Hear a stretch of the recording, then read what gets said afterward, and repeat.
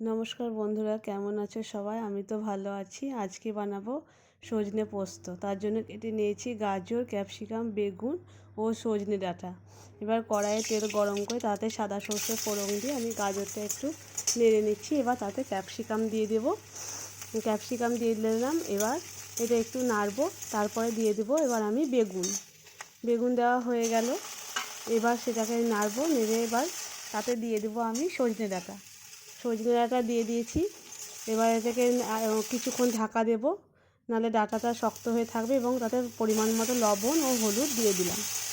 এবার আবার আমি এতে ঢাকা দেবো। ঢাকা তুলে দেখব কিছুটা নরম হয়েছে এবং একটু একটু হালকা জলও বেরিয়েছে। এবার আর একদিকে আমি মশলা করে নেব, আদা, কাঁচা লঙ্কা, সাদা সর্ষে ও পোস্ত। আর একদিকে সজনে ডাঁটাটাও হালকা করে নাড়তে থাকবো।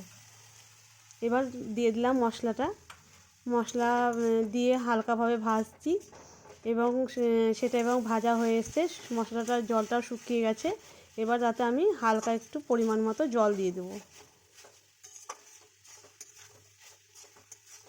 এবং জলটা দিয়ে দেওয়ার পর